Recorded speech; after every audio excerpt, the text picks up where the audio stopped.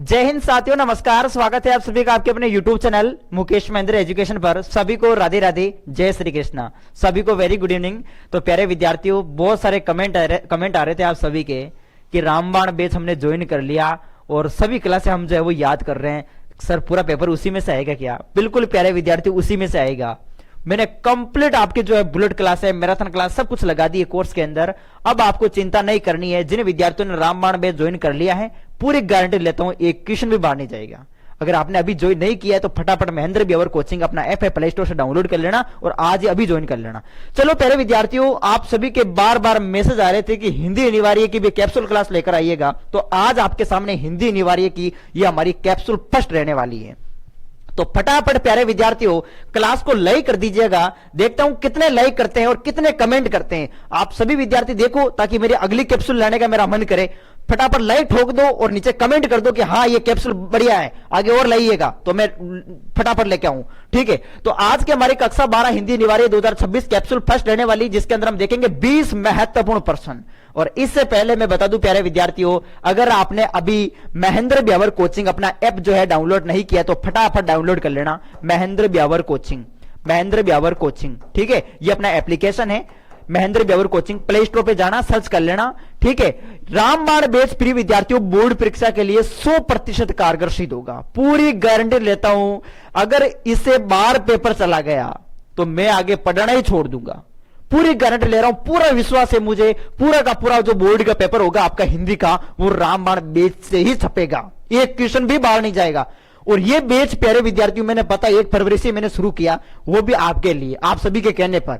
ठीक है, अब इस बैच के अंदर आपको क्या पढ़ना है? ये बैच किन के लिए? जो विद्यार्थी जिन्होंने पूरी साल कुछ भी तैयारी नहीं की, वो अच्छी परसेंटेज बनाना चाहता है। ठीक है, तो प्यारे विद्यार्थियों इस बैच को ज्वाइन करने के बाद आपको देखो इस बैच में आपको नोट सीरीज मिलेगी।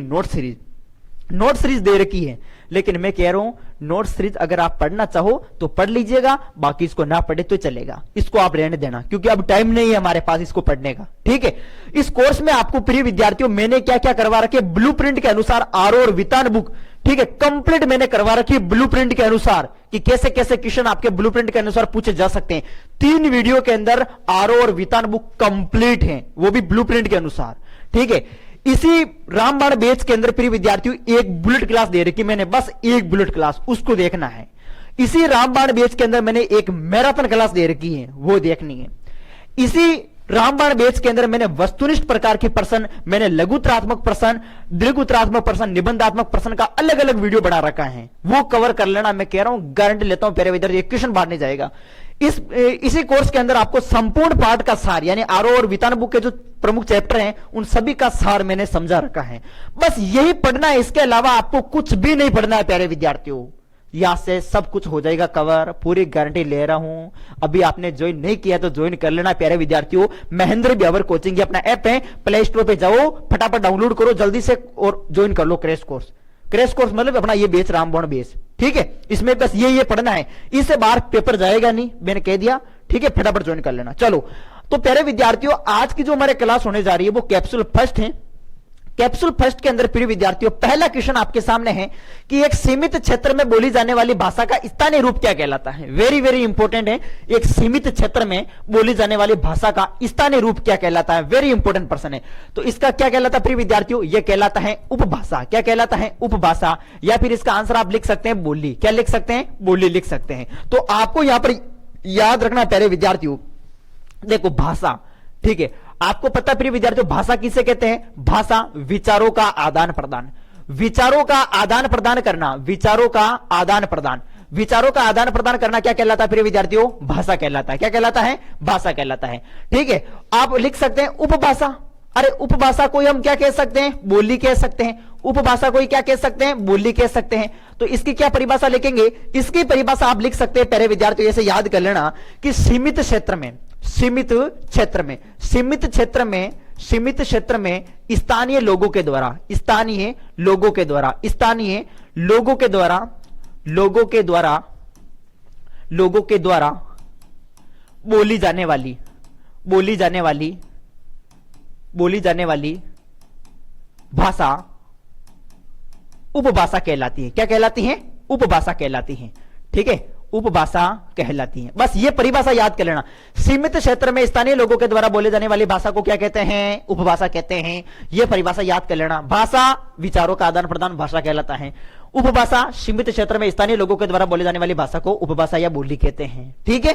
अब प्रिय विद्यार्थियों, प्रश्न आपको यह पूछा था, क्या प्रश्न पूछा है कि एक सीमित क्षेत्र में बोले जाने वाली भाषा का स्थानीय रूप क्या कहलाता है? तो उपभाषा या बोली कहलाता है।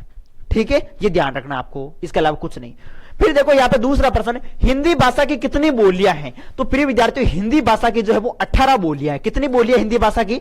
हिंदी भाषा की 18 बोलियां हैं। ब्रज है, अवधी है, मगही है, बुंदेलखंडी है, पहाड़ी है, इस प्रकार से 18 बोलियां आपको देखने को मिलेगी। ठीक है। अब हिंदी भाषा की बोलियां 18 है। यहां से मुझे एक प्रश्न याद आया प्रिय विद्यार्थियों, आगे देखो, हिंदी को राजभाषा का दर्जा कब दिया गया? हिंदी को राजभाषा का दर्जा दिया गया 14 सितंबर 1949। 14 सितंबर 1949 को जो है हिंदी को राजभाषा का क्या दिया गया? दर्जा दिया गया। वेरी मोस्ट इंपोर्टेंट है, इसको याद कर लेना प्यारे विद्यार्थियों, 100% पूछे जाने की संभावना है इसकी। ठीक है।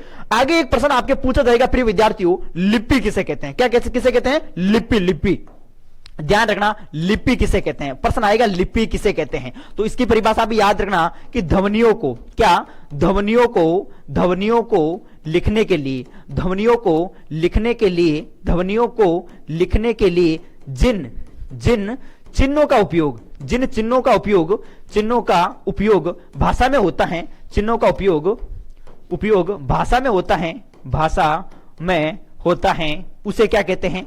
भाषा में होता है, उसे लिपि कहते हैं। उसे क्या कहते हैं? लिपि कहते हैं। प्यारे विद्यार्थियों देखिएगा अच्छे से, आप सभी प्रश्न अच्छे को देखो, मेरी बात सुनना आप अच्छे से। भाषा किसे कहते हैं? विचारों का आदान प्रदान। उपभाषा या बोली किसे कहते हैं? सीमित क्षेत्र में बोले जाने वाली भाषा को उपभाषा या बोली कहते हैं। लिपि किसे कहते हैं? ध्वनियों को लिखने के लिए जिन चिन्हों का उपयोग भाषा में होता है उसे लिपि कहते हैं। अब याद रखना प्रिय विद्यार्थियों, जैसे लिपि को लेकर प्रश्न बनेगा प्यारे विद्यार्थियों, जैसे कि हिंदी, अपन बात करें हिंदी, ठीक है, संस्कृत, हिंदी संस्कृत, इसके अलावा मराठी, नेपाली, और अपन बात करते हैं जैसे अपने जो है अंग्रेजी, फारसी, ठीक है, पंजाबी भाषा। ठीक है, ये मोस्ट इंपोर्टेंट है प्यारे विद्यार्थियों। तो आपको यहां पर याद रखना है कि हिंदी संस्कृत, इनकी लिपि कौन से है? इन दोनों की, इनको देवनागरी है। देवनागरी कौन सी लिपि है? देवनागरी लिपि है। प्रश्न आएगा हिंदी की कौन सी लिपि है? तो हिंदी की देवनागरी लिपि है। ठीक है, देवनागरी लिपि, ध्यान रखना, देवनागरी लिपि। ठीक है, देवनागरी लिपि है। ठीक है, हिंदी संस्कृत की लिपि भी देवनागरी लिपि है, मराठी नेपाली की भी देवनागरी लिपि है। अंग्रेजी की कौन सी है? तो अंग्रेजी की रोमन लिपि है। अंग्रेजी की कौन सी लिपि प्यारे विद्यार्थियों? रोमन लिपि है। कौन सी है? रोमन। और पंजाबी भाषा की कौन सी लिपि है? तो पंजाबी भाषा की लिपि है गुरुमुख लिपि। कौन सी लिपि है? गुरुमुख लिपि है। कौन सी लिपि प्यारे विद्यार्थियों? गुरुमुख लिपि। इसी प्रकार से आप याद रखना प्यारे विद्यार्थियों, उर्दू की कौन सी लिपि है? तो उर्दू की याद रखे प्यारे विद्यार्थियों, फारसी लिपि है। ठीक है, उर्दू की कौन सी है? फारसी। उर्दू की कौन सी लिपि है? फारसी लिपि है। अब यहां से प्रश्न 100% पूछा जा सकता है, 100% यहां से प्रश्न पूछे जाने की संभावना बनती है प्यारे विद्यार्थियों। तो मैं आपको कह रहा हूं कि ये सब याद कर लेना। हिंदी संस्कृत मराठी नेपाली इनकी तो है देवनागरी, अंग्रेजी की है रोमन लिपि, पंजाबी भाषा की है गुरुमुख लिपि, उर्दू की है फारसी लिपि। यह याद कर लेना। मैंने कहा ना कोर्स के अंदर सब कुछ करवा रखा है प्यारे विद्यार्थियों। रामबाण बैच अगर आपने ज्वाइन नहीं किया तो ज्वाइन कर लेना। रामबाण बैच से एक क्वेश्चन भी बाहर नहीं जाएगा। मैं कह रहा हूं 2 दिन पढ़ के आप रामबाण बैच 2 दिन पढ़ के टॉप कर सकते हो, आप पूरे में से पूरे नंबर ला सकते हो आप। तो अभी ज्वाइन कर लेना। अगर आपने ज्वाइन नहीं किया है तो महेंद्र बिहावर कोचिंग अपना ऐप का नाम है, प्ले स्टोर से डाउनलोड कर लेना फटाफट। तो देखो अभी हमारे जो प्रश्न चल रहा था, कौन से प्रश्न था? तीसरा प्रश्न था कि हिंदी को राजभाषा का दर्जा कब दिया गया? 14 सितंबर 1949 को। अगला प्रश्न है कि शब्द शक्ति किसे कहते थे, इसके कितने प्रकार हैं? शब्द शक्ति किसे कहते हैं, इसके कितने प्रकार हैं? तो प्यारे विद्यार्थियों, शब्द शक्ति याद रखना। अभी मैं तुरंत समझाता हूं आपको। शब्द शक्ति किसे कहते हैं? तो इसकी सीधी सी परिभाषा आप याद रखना। शब्द शक्ति, अरे शब्द शक्ति, शब्द के अर्थ का बोध कराने वाली शक्ति, बोध कराने वाली शक्ति को शब्द शक्ति कहते हैं। ठीक है, याद रखना प्रिय विद्यार्थियों। अरे शब्द के अर्थ का बोध कराने वाली शक्ति को क्या कहते हैं? शब्द के अर्थ के बोध कराने वाली शक्ति को क्या कहते हैं? शब्द शक्ति कहते हैं। सीधी सी परिभाषा, शब्द के अर्थ का बोध कराने वाली शक्ति को शब्द शक्ति कहते हैं। अब प्यारे विद्यार्थियों ध्यान रखना, यानी कि शब्द शक्ति, शब्द के अर्थ को समझाने वाली शक्ति, शब्द के अर्थ का बोध कराने वाली शक्ति को क्या कहते हैं? शब्द शक्ति कहते हैं। शब्द के अर्थ को समझाने वाली शक्ति को क्या कहते हैं? शब्द शक्ति कहते हैं। प्यारे विद्यार्थियों कितने प्रकार है इसके शब्द शक्ति के? प्यारे विद्यार्थियों ध्यान रखना आप सभी, 3 प्रकार हैं। कितने प्रकार है इसके? 3 प्रकार हैं। एक है आपके सामने अभिधा शब्द शक्ति। कौन सी शब्द शक्ति? अभिधा शब्द शक्ति, अभिधा शब्द शक्ति। दूसरा याद रखना लक्षणा शब्द शक्ति, अभिधा के बाद में लक्षणा शब्द शक्ति, लक्षणा शब्द शक्ति। और तीसरा याद रखना व्यंजना शब्द शक्ति। कौन सी शब्द शक्ति? व्यंजना। कौन सी प्यारे विद्यार्थियों? व्यंजना। कौन सी है प्यारे विद्यार्थियों? व्यंजना। याद रखना कौन सी है? व्यंजना शब्द शक्ति। तो व्यंजना शब्द शक्ति ये तीसरा प्रकार है, व्यंजना शब्द शक्ति ये तीसरा प्रकार है। तो आपको यहां पे देखो प्रश्न ऐसे पूछा जाता है, एक वाक्य दे दिया जाता है और पूछा जाता है कि इसमें कौन सी शब्द शक्ति है। मैं कहूं अभिधा शब्द शक्ति जिसमें सीधा सा वाक्य, सरल सा वाक्य दे रखा होता है। मैं कहूं राम पुस्तक पढ़ रहा है, राम पुस्तक पढ़ रहा है, पढ़ रहा है। अरे पुस्तक कौन पढ़ रहा है? राम पढ़ रहा है। सीधा सा सरल सा वाक्य है, सही अर्थ समझ में आ रहा है ना हमारे, तो समझ लेना वो अभिधा शब्द शक्ति होगी। मैं कहूं मोहन खेल रहा है, मोहन खेल रहा है। कौन खेल रहा है? मोहन खेल रहा है। लक्षिता पुस्तक पढ़ रही, कौन पुस्तक पढ़ रही? लक्षिता। सीधा वाक्य, सरल वाक्य जिसमें दे रखा हो तो समझ लेना वो शब्द शक्ति कौन सी होगी? अभिधा। थोड़ा सा भी अटपटा वाक्य दिखाई दे लक्षणा शब्द शक्ति में, जैसे कि आपको उदाहरण देखने को मिलेंगे कि वो कुत्ता है, वो गधा है, ठीक है, इस तरीके से। जैसे प्यारे विद्यार्थियों मैं आपके सामने कहूं वो शेर है, ठीक है। जैसे मैं कहूं आपके सामने कि अनिल गधा है, अनिल गधा है। क्या अनिल गधा है क्या? अरे गधा अनिल कैसे हो सकता है? अनिल एक लड़के का नाम है, बेचारा लड़का है वो, तो वो कैसे गधा हो सकता है? गधा का बच्चा गधा है, लेकिन अनिल कभी गधा नहीं हो सकता, ठीक है। तो यानी कि ऐसे भाई कुत्ता हो गधा। मैं कहूं शिवाजी शेर है, शिवाजी शेर है। अरे प्यारे विद्यार्थियों शिवाजी कभी शेर हो सकते हैं क्या? शेर है शेर, शेर का बच्चा शेर होगा, पर शिवाजी शेर थोड़ी है। हाँ ऐसे हम कह सकते हैं भाई शिवाजी एक महान व्यक्ति थे, लेकिन शेर कभी थोड़ी शेर हो सकते क्या? नहीं। शेर के तो तीखे तीखे दांत होते हैं, शिवाजी के तीखे तीखे दांत ही गई। शेर के तो माथा में जुटो रहे हैं, तो एक शिवाजी के जूते कौन या कौन? बड़ी बात गलत है, अटपटो वाक्य है कि नहीं? अटपटो वाक्य है, ठीक है। तो अटपटो वाक्य जिद दिखाई देने समझना वो लक्षणा शब्द शक्ति है। व्यंजना शब्द शक्ति ये प्रिय विद्यार्थी ध्यान रखना। जैसे कि इसमें मैं बात करता हूं सूर्य, एक उदाहरण लेता हूं, सूर्य अस्त हो चुका है, सूर्य अस्त हो चुका है। अब वाक्य तो आपके सामने एक है, सूर्य अस्त हो चुका है। अब इसका भी अलग अलग भिन्न भिन्न व्यक्तियों के लिए अलग अलग अर्थ निकलेगा। कैसे? सूर्य अस्त हो चुका है, अब किसान को घर चलना चाहिए, किसान बेचारा खेत में काम कर रहा था, सूर्य अस्त हो गया, अब वो घर जाएगा। तो किसान के संदर्भ में इसका एक अलग अर्थ है। मैं कहूं उस परिवार का सूर्य अस्त हो गया, इसका मतलब उस परिवार वो पूरा खत्म हो गया, उसका सब कुछ नष्ट हो गया, ठीक है। तो परिवार के संदर्भ में एक अलग अर्थ निकल रहा है, किसान के संदर्भ में एक अलग अर्थ निकल रहा है। तो यानी कि एक वाक्य इसका अलग अलग अर्थ निकले, तो वहां पर कौन सी शब्द शक्ति होगी? व्यंजना। तो ये था प्रिय विद्यार्थियों आपके सामने शब्द शक्ति टॉपिक ही खत्म कर दिया मैंने, ठीक है। तो यहां पर प्रश्न क्या था? प्रश्न आपके सामने ये था, क्या था प्रश्न? कि शब्द शक्ति किसे कहते हैं, इसके कितने प्रकार है? 3 प्रकार हो गए, मैंने बता दिया। अभिधा, लक्षणा, व्यंजना। व्यंजना 3 शब्द शक्ति के 3 प्रकार हो गए। शब्द शक्ति किसे कहते हैं? शब्द के अर्थ को समझाने वाली शक्ति को शब्द शक्ति कहते हैं, ठीक है। मेरा घर गंगा पर है, मेरा घर गंगा पर है। अरे मारो घर गंगा पर है, गंगा का ऊपर है गई, गंगा के किनारे हो सकता है लेकिन गंगा के ऊपर है गई, अटपटो वाक्य। मेरा घर गंगा पर है, तो गंगा के ऊपर के घर हो सकेगी नहीं, गलत अटपटो वाक्य दिखाई दे रहे नहीं रहे हैं, तो समझना लक्षणा शब्द शक्ति होगी, ठीक है। जितने भी मुहावरे लोकोक्ति आपको दिखाई देना समझना वो लक्षणा शब्द शक्ति ही है, ठीक है। निम्न पारिभाषिक शब्द का अर्थ लिखेगा। देखो पारिभाषिक शब्द भी आएंगे, आपके पूछे जाएंगे एग्जाम में, तो पारिभाषिक शब्द के अर्थ यहां पर आपको बताने हैं। तो प्यारे विद्यार्थियों पारिभाषिक शब्द में सबसे पहले दे रखा है गजट। इसका जो पारिभाषिक अर्थ क्या हो जाएगा? वो हो जाएगा परिपत्र। क्या हो जाएगा? परिपत्र हो जाएगा, परिपत्र, ठीक है। टेंडर, टेंडर बोलते हैं निविदा को, निविदा, निविदा, निविदा कैसे लिखते हैं? सब रामबाण बैच के अंदर मैंने करवा रखा है, टेंडर यानी निविदा, ठीक है। तो ये भी इंपॉर्टेंट है प्यारे विद्यार्थियों, इनको भी आप जरूर याद रखें, ठीक है। अभी 6 प्रश्न हुए हमारे।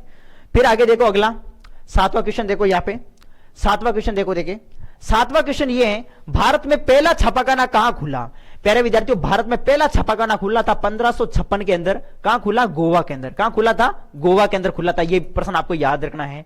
जनसंचार का सबसे पुराना माध्यम कौन सा है? देखो, जनसंचार के प्रिय विद्यार्थियों, प्रमुख माध्यमों में हम बात करते हैं तो जनसंचार के यहां पर प्रश्न है जनसंचार। प्रश्न है कि जनसंचार का पुराना माध्यम, यही प्रश्न है ना, जनसंचार का पुराना माध्यम कौन सा है?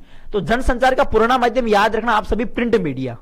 प्रिंट मीडिया मतलब किसकी बात हो रही है? समाचार पत्र की बात हो रही है। किसकी बात हो रही है? समाचार पत्र की।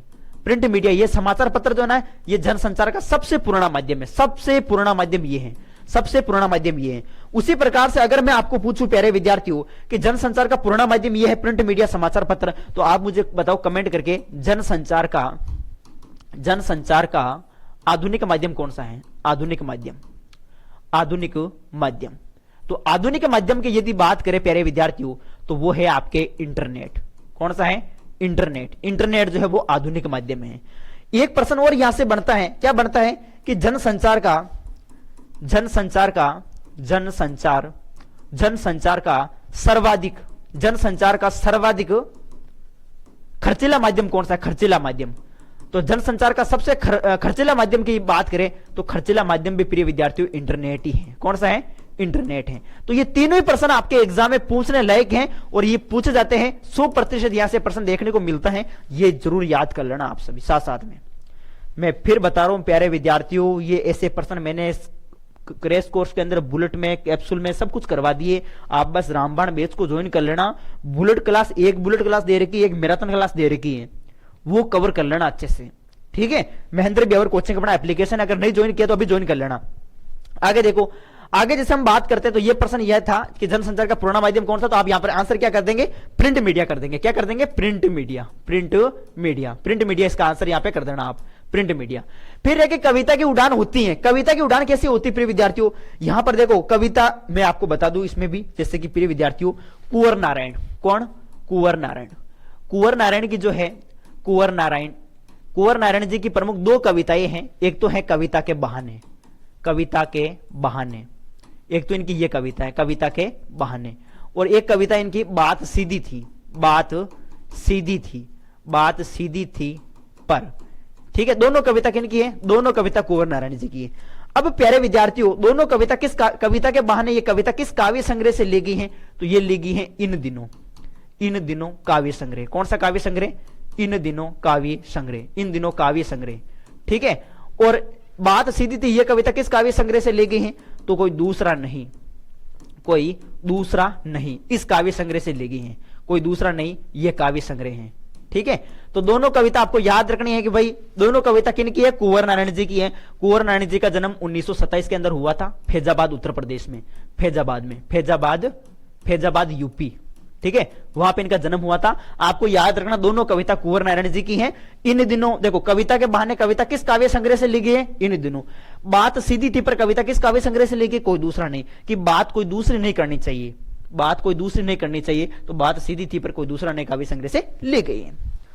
अब जो प्रश्न हमें ये पूछा था प्यारे विद्यार्थियों, प्रश्न को देखो, प्रश्न ये पूछा है कि कविता की उड़ान होती है, मतलब कविता की उड़ान, कविता के बहाने कविता में कुंवर नारायण ने क्या बताया कि कविता की उड़ान होती है। तो कविता की उड़ान को यहां पर कैसा बताया है? असीमित, सॉरी, कविता की उड़ान, हाँ कविता की उड़ान को बिल्कुल, चिड़िया की उड़ान को सीमित बताया है और कविता की उड़ान को बताया है असीमित, ठीक है, कि कविता की उड़ान की कोई सीमा नहीं है, ठीक है।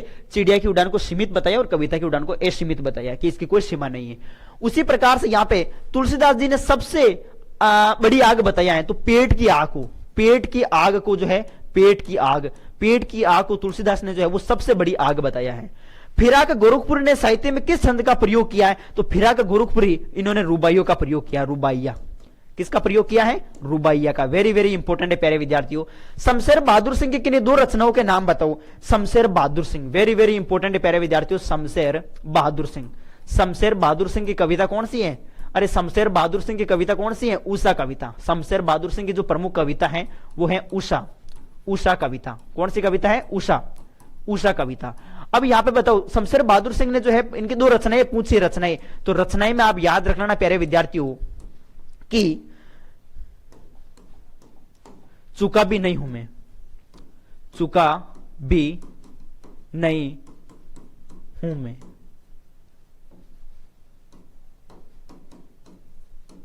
ठीक है, ये याद रखना, शमशेर बहादुर चूका भी नहीं हूं मैं। बात और कौन सी है, एक मुझे आप बताओ, देखे चूका भी नहीं हूं मैं, ये कविता इनकी याद रखना। बाकी एक और कौन सी रचना है इनकी, शमशेर बहादुर सिंह की रचना, चूका भी नहीं हूं मैं और काल तुझसे होड़ है मेरी। ठीक है, चूका भी नहीं हूं, काल तुझसे होड़ है मेरी। बात बोलेगी बोलेगी, ये इनकी प्रमुख जो है रचनाएं हैं, एक बार पढ़ लेना आप सभी, वेरी इंपॉर्टेंट, यहां से ऐसा प्रश्न देखने को मिलेगा जरूर। ठीक है, और फिर हम आगे बात करते हैं। देखो अगला क्वेश्चन है कि भगत जी जो है प्रतिदिन कमाते थे 6 आने कमाते थे। प्रतिदिन कितने आने कमाते थे? 6 आने। 6 आने कमाया करते थे, 6 आने। ठीक है, तो ये याद रखना, भगत जी प्रतिदिन कितना आने कमाते थे? 6 आने कमाते थे। सीरीज के फुल पाठ विद्या है। सीरीज के फुल पाठ विद्या किस प्रकार का, प्रिय विद्यार्थियों? सीरीज का फुल पाठ ये किस प्रकार की विद्या, ये बताना है। बताओ, देखिए कमेंट करके आप सभी। ये एक प्रश्न तो आपको होमवर्क के लिए पूछता हूं क्योंकि आप कमेंट नहीं करते हैं। प्यारे विद्यार्थियों देखो, मैं भी मोटिवेट होता हूं, आप कहां से मेरी क्लास अटेंड कर रहे हो एक बार आप जरूर बताया करो मुझे। ठीक है, कमेंट में बताओ को कि मैं वहां से क्लास देख रहा हूं, मेरा नाम ये है। ठीक है, और इसका आंसर भी मुझे आप बताना, इसके आंसर के साथ अपना नाम बताना और कहां से आप देख रहे हैं। जो सीरीज का फूल जो है, ये पार्ट आपको पता है सीरीज का फूल हजारी प्रसाद द्विवेदी जी का है, तो ये किस प्रकार की विद्या है सीरीज का फूल, ये मुझे आप सभी विद्यार्थी, आपके लिए होमवर्क रहेगा, ये आप मुझे कमेंट में बताना इसका आंसर। ठीक है, मोहनजोदड़ो में लगभग कुएं कितने हैं? तो मोहनजोदड़ो में 700 कुएं। कितने कुएं प्यारे विद्यार्थियों? 700 कुएं, ये आपको याद रखना है। ठीक है, फिर आगे देखो, अगले क्वेश्चन की बात करते हैं। अगला क्वेश्चन देखो, अगला क्वेश्चन ये है, जनसंचार के प्रमुख माध्यम कौन कौन से? तो जनसंचार के प्रमुख माध्यम में देखो आपके सामने प्रिंट मीडिया हो जाएगा, टीवी हो जाएगा। ठीक है, इसके अलावा रेडियो हो जाएगा, इंटरनेट हो जाएगा, ये जनसंचार के प्रमुख माध्यम है। हम समर्थ शक्तिमान, हम एक दुर्बल को लाएंगे एक बंद कमरे में, प्रस्तुत पंक्ति में कवि का कौन सा भाव व्यंजित हुआ है? तो प्यारे विद्यार्थियों, इस कविता में कविता ये प्रश्न लिया गया, हम समर्थ शक्तिमान, वो है ना दूरदर्शन वाले। ठीक है, वो याद रखना, वो चैप्टर है ना अपना, वहां से। ठीक है, इस रघुवीर शाह कविता की उड़ान पंक्तियों में कवि एक अपाहिज दुर्बल व्यक्ति के प्रति करुणा, ठीक है, दुर्बल व्यक्ति के प्रति करुणा, संवेदना और सहानुभूति यहां पर व्यक्त हुई है। ठीक है, और एक अपाहिज व्यक्ति को लाया जाता है और तरह तरह के उससे प्रश्न पूछे जाते हैं जो कि नहीं पूछने चाहिए थे। ठीक है, वो याद रखना। भक्तिन पाठ साहित्य विद्या कौन सी है? तो एक संस्मरणात्मक रेखा चित्र है। क्या है? संस्मरणात्मक रेखा चित्र, वेरी इंपॉर्टेंट है। फिर देखो आगे, जैनेन्द्र कुमार का लेखक परिचय लिखिए, हजारी प्रसाद जी का कवि परिचय लिखिए। वेरी वेरी इंपॉर्टेंट है, 100% इनमें से दोनों में से कोई एक आ सकता है, दोनों को आप अच्छे से पढ़ लेना, अच्छे से याद कर लेना, वेरी वेरी मोस्ट है। ये मैं कैप्सूल फर्स्ट के अंदर बता रहा हूं, जैनेन्द्र कुमार और हजारी प्रसाद द्विवेदी, इनको आप अच्छे से तैयार कर लेना। ठीक है, फिर अगला क्वेश्चन है 20वां कि कविता के बहाने कविता में सब घर एक कर देने के माने क्या है? कविता के बहाने जो कविता है इसमें सब घर एक कर देने के माने क्या है? तो देखो प्यारे विद्यार्थियों, सब घर एक कर देने का आशय है कि आपसी भेदभाव, आपस में जो भेदभाव है, आपस में जो अलगाव, मतलब अलग है, ठीक है, अलगाव बोध, आस पड़ोस के अंतर को जो है वो समाप्त करके सभी के प्रति जो है अपनेत्व की भावना रखना होता है। वैसे ही आचरण जो है, वैसे ही आचरण करना। बच्चे खेल में जो है वो अपने पराये का भेद भूल जाते हैं और सभी गुरुओं को जो है वो अपना घर जैसा मानने लग जाते हैं। ठीक है, तो इस प्रकार से यहां पर जो है कवि ने जो है वर्णन किया है। कविता के बहाने कविता में सब घर एक कर देने का मान्य, यहां पर इस प्रकार से आप अर्थ बता सकते हैं। ठीक है, कि बच्चे जो होते हैं, ठीक है, वो मतलब अपने पराये का भेद भूल जाते हैं और सबको एक साथ जोड़ देते हैं। ठीक है, इस तरीके से आप यहां पे बता सकते हैं। तो प्यारे विद्यार्थियों, ये थे आपके सामने 20 मोस्ट इंपोर्टेंट क्वेश्चन, इनको आप एक बार अच्छे से कवर कर लेना। वेरी वेरी इंपॉर्टेंट प्रश्न है और पूछे जाते हैं एग्जाम में। तो जैनेन्द्र कुमार जी का है और कविता के बहाने, ये स्लाइड जरूर देख लेना। फिर अगली देखो यहाँ पे, ये जो मैंने बताई ये भी प्रश्न इंपॉर्टेंट है, 16, 17, 18, ये प्रश्न भी आप अच्छे से पढ़ लेना। फिर यहाँ पे देखो, ये मैंने जो बताए हैं ये स्लाइड पे, ये अच्छे से पढ़ लेना, इनको अच्छे से कवर कर लेना। ये देखेगा कुंवर नारायण जी की प्रमुख कविताएं, इसके अलावा यहाँ पर देखो शमशेर बहादुर सिंह की प्रमुख रचनाएं, और यहां पे देखो ये स्लाइड भी इंपॉर्टेंट है, 7, 8, 9, 10, 11, 12, ये 15 जो प्रश्न मैंने यहां पे करवाए 7 से 15 तक। ठीक है, इनको आप कर लेना। और बाकी यहां पर जो मैंने प्रश्न पूछा है आपको 14वां सीरीज के फुल पार्ट विद्या किस प्रकार की विद्या, ये आंसर आपको कमेंट में चाहिए, अपना नाम बताना मुझे जरूर, कहां से आप देख रहे हो। फिर यहां पे आगे देखो, ये लिपियां जरूर पढ़ लेना। लिपि अलग अलग लिपि किस किस की लिपि है, अंग्रेजी भाषा की, पंजाबी भाषा की कौन सी लिपि है। ठीक है, और ये भाषा किसे कहते हैं, उपभाषा या बोली किसे कहते हैं, ये परिभाषा याद रखना। और लिपि किसे कहते हैं, ये परिभाषा भी आपको पूछी जा सकती है। फिर आगे देखो, शब्द शक्ति किसे कहते हैं, इसके प्रमुख प्रकार कौन कौन से हैं, और यहाँ पर मैंने जो है बताइए यहाँ पर अलग अलग इन तीनों के बारे में, ठीक है। और फिर ये स्लाइड भी आप पढ़ लेना, 1 से लगा के 6 तक के question very very most important है, ठीक है। और प्यारे विद्यार्थियों, अगर आपने अभी रामबाण बैच ज्वाइन नहीं किया तो मैं ज्वाइन कर लेना, मैं पूरी गारंटी ले रहा हूं प्यारे विद्यार्थियों, पेपर यही से फंसेगा, ठीक है। अभी आरओ वितान सब कुछ मैंने करवा दिया, बस ज्यादा क्लास नहीं है, एक बुलेट है, एक मैराथन है, ब्लूप्रिंट के अनुसार आरओ और वितान बुक है, और वस्तुनिष्ठ लघुनाथ दीर्घोत्तरार्ध निबंधात्मक, ये सबकी अलग अलग क्लासें मैंने दे रखी हैं, और संपूर्ण पाठ का सार वहां पर बता रखा है, बस यही पढ़ना, इससे बाहर कुछ नहीं जाएगा। अभी ज्वाइन कर लेना अगर आपने ज्वाइन नहीं किया है तो। चलो प्यारे विद्यार्थियों, मिलते हैं और किसी नए टॉपिक के साथ, बस आज के लिए इतना ही। लेकिन आंसर जरूर बताना, एक जो पूछा है मैंने, और अपना नाम बताना कि आप कहां कहां से क्लास अटेंड देख रहे हो, ठीक है। और अगली क्लास भी मैं जल्द लेके आऊंगा, सभी विद्यार्थियों को कमेंट करना है, सभी विद्यार्थियों को लाइक करना है, ठीक है। ओके।